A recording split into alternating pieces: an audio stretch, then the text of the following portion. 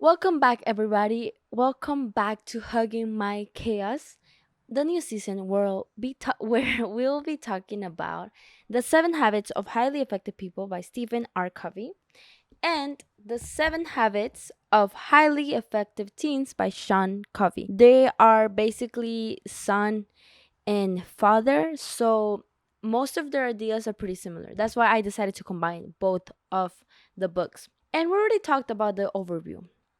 It was a pretty interesting overview. However, now we're getting into the first habit, which is be proactive. And what is proactive? This was my first time ever hearing proactive. Basically, according to Google, proactive is the acting in anticipation of future problems, needs, or changes. Basically, being the change instead of reacting to change. Being able to take responsibility of everything that happens in your life. Stop playing the victim. That's basically what the first habit is about. And I feel like most of the concepts are pretty basic.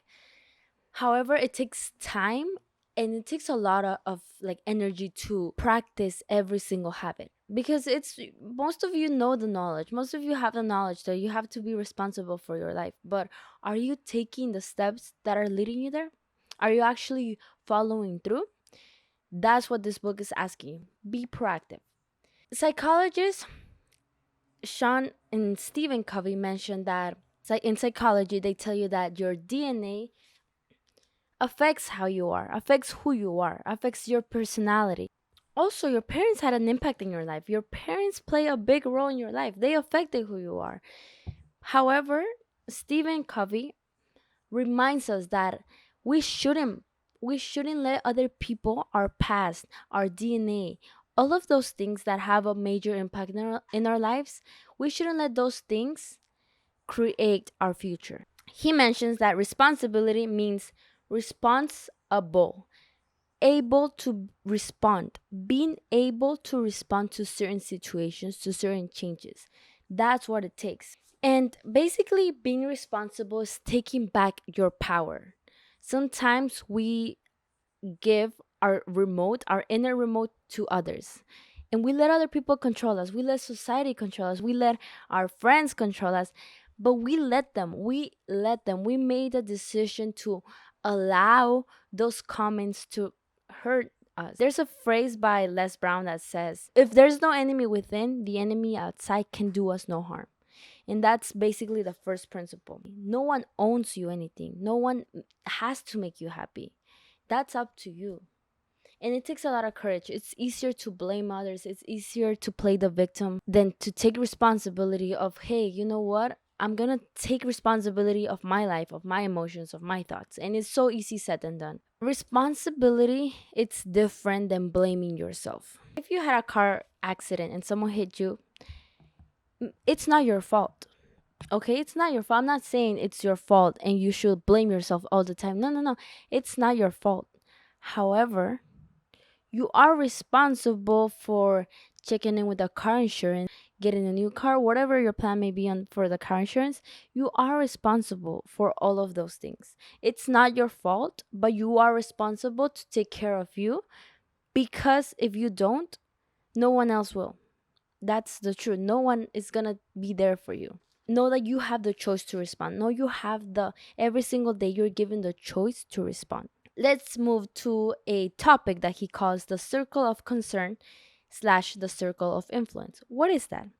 The circle of concern is basically where a lot of reactive people live in. You focus too much on things that you can't change. And that's where all your energy goes, on things that you can't change.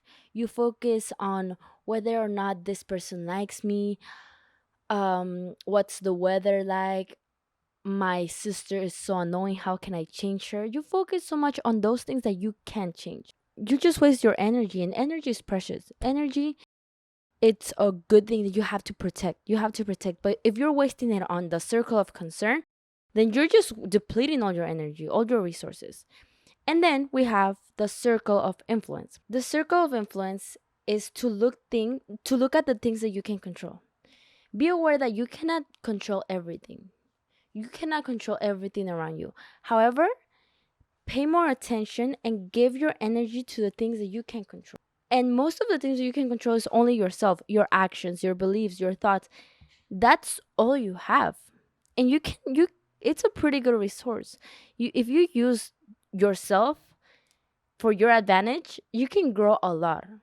So that's where Stephen Covey reminds us that we are in control and we can change our surroundings by changing ourselves.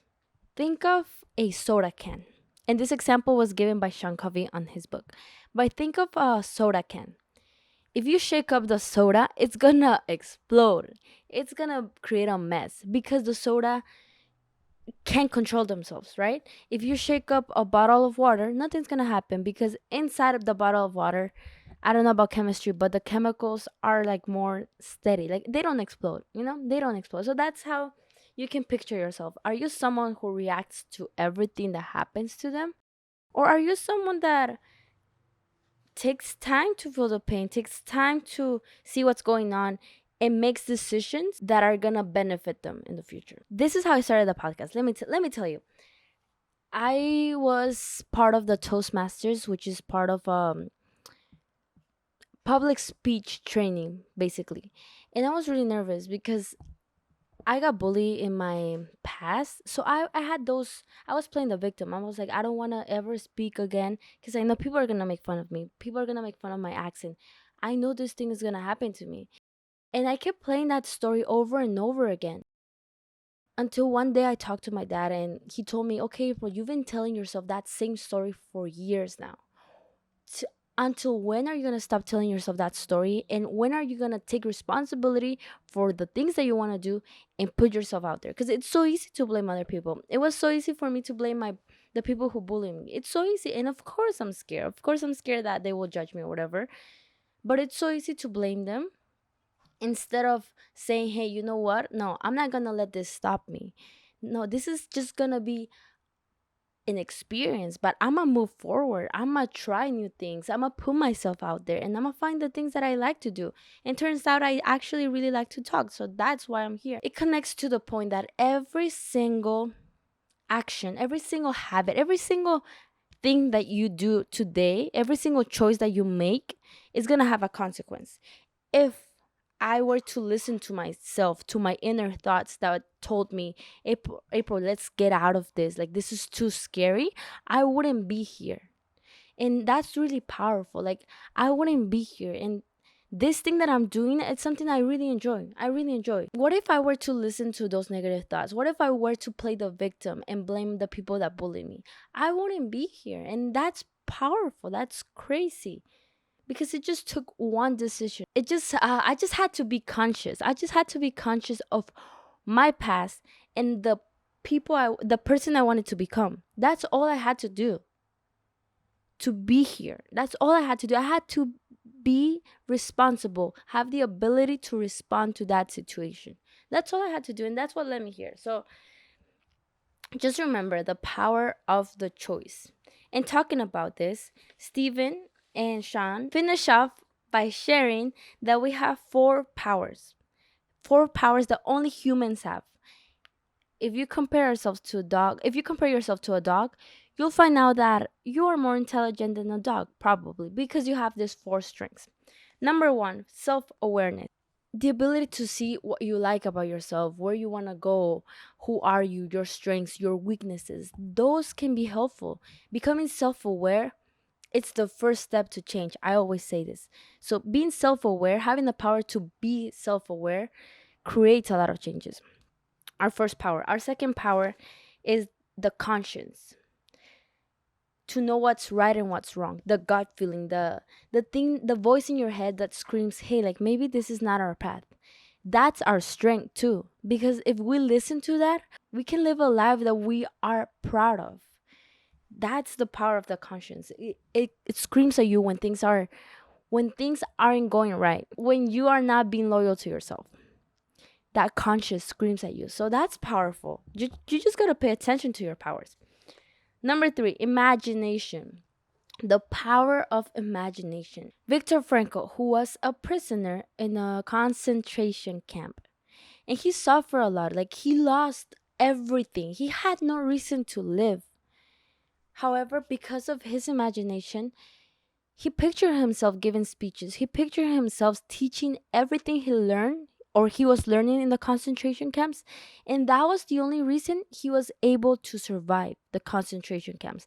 That was the only reason he was able to endure so much pain, because he gave himself a purpose by tapping into his imagination. So the power of imagination, if you can tap to a higher version of yourself, even though you don't see it right now, you can have hope. Like, hey, I can become that person. That's pretty awesome. Like, I have the capability of becoming the person that I want to become just by thinking about it. Of course, you have to put in the action, but imagination also allows you to tap in into your potential or into who you want to become. It gives you that imagery, and imagery is really important. And last but not least, your last superpower that we have as humans is the willpower. The power of choosing every single day. Like we mentioned, the power of choice. That's a willpower. That's a power that we have every single day. As humans, we have the power of choosing our attitude, our lifestyle, our thoughts, our actions. We have the power to do that. So it's up to us to be responsible, meaning being able to respond properly to every situation. But you have to own yourself first. You have to know that you are the one who's going to take care of you. That's it. Okay, so that was the first part of habit 1, a pretty simple concept, but it's a pretty hard habit to adopt. But however, with repetition, with action, we can get there. Maybe in 10 years, but we can get there. Next week, I'm gonna be talking about. I'm still gonna be cover the first habit. However, I'll focus on the power of your words. How your words make you a reactive person. How your words take away your power. How your words make you weak, and how you can change your words to change your perspective on life, to become responsible, because your words play a big role in your persona. But with that being said, thank you for coming here. Thank you for spending a little time with me. I appreciate it. And I wish you all the best. Remember, before you go, hug yourself. Hug that crazy chaos of yours. And enjoy your day. Bye bye.